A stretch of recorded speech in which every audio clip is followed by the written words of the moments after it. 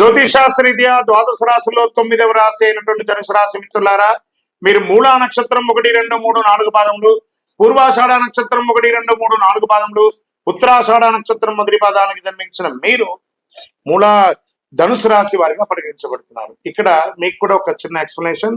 అర్ధాష్టమ శని వచ్చింది, మాకేమో అయిపోతుందని కొన్ని వీడియోస్ చూసి నాకు మెసేజ్ ఇస్తున్నారు. మిగతా రాశులన్నీ మీకు అనుకూలంగా ఉన్నాయి కాబట్టి భయపడాల్సిన అవసరం లేదు. ధనుసు రాశి వారికి మంచి ఫలితాలు వస్తాయి. తృతీయంలో రాహువు, పంచమంలో శుక్రుడు, చతుర్థంలో శని, షష్టమంలో రవి బుధులు, సప్తమంలో గురువు, అష్టమంలో కుజుడు, భాగ్యస్థానంలో కేతువు.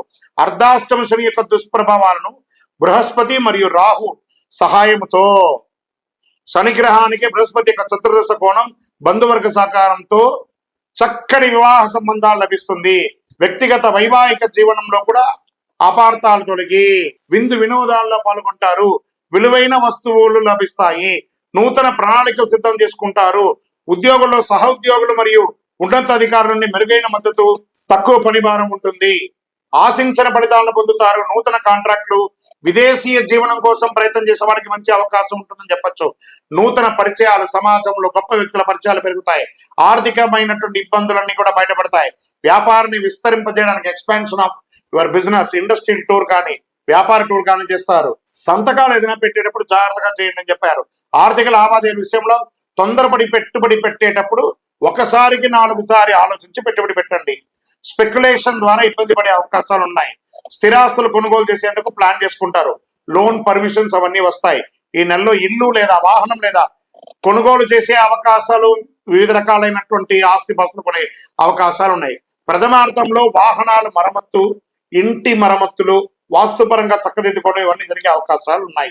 ఆస్తులకు సంబంధించిన పత్రాల విషయంలో అత్యంత గోప్యంగా ఉంచండి. మొహమాటం వల్ల నష్టపోతారు. అనవసరపు చర్చలు, వివాదాలకి దూరంగా ఉండడం మంచిది.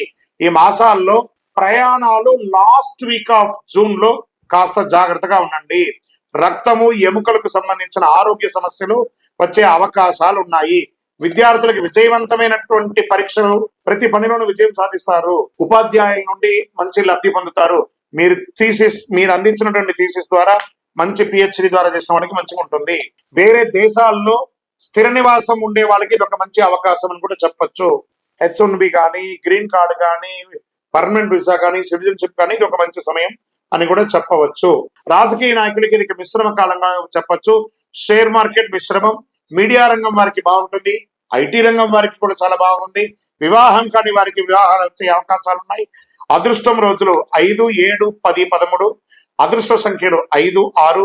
చంద్రాష్టమం 27వ తారీఖున 1:40 ఉదయం నుండి 29, 6:30 ఉదయం వరకు చంద్రాష్టమం ఉంటుంది. కాబట్టి చాలా జాగ్రత్తగా ఉండాలి. మీరు చేయవలసినటువంటి పరిహారం సుదర్శన మహామంత్రాన్ని పారాయణం చేయండి. ఆర్థిక సంబంధ ఇబ్బంది పొందడానికి తిరుపతికి వెంకటేశ్వర స్వామి వారికో లేదా మహావిష్ణు క్షేత్రానికో లేదా సత్యనారాయణ చేయండి. లలితా సహస్రనామం, విష్ణు సహస్రనామం పారాయణ చేస్తూ ఉండండి. చక్కటి ఆరోగ్యాన్ని కాపాడుకోవడానికి ఆదిత్య హృదయాన్ని పారాయణం చేయండి. అతి శక్తివంతమైనటువంటి 48 రోజులు పూజ చేసినటువంటి కరుంగాలి మాలను ధరించండి. ఆరోగ్యంగా ఉండండి, ఐశ్వర్యంగా ఉండండి, విజయంగా ఉండండి. అన్ని దోషాలు తొలగండి. మీ యొక్క కులదైవం దగ్గర మీ యొక్క వయసు ఎంత ఉందో అన్ని దీపాలు వెలిగించండి. మీ యొక్క వ్యక్తిగత జాతకం తెలుసుకోవాలనుకుంటే కింద కనబడుతున్నటువంటి నంబర్కి మీ పేరు, date of birth, time of birth, place of birth WhatsApp చేయండి. విజయోస్తు. షేర్ చేయండి, లైక్ చేయండి, సబ్స్క్రైబ్ చేయండి. మరిన్ని వీడియోల కోసం బెల్ సింబల్ పై క్లిక్ చేయండి.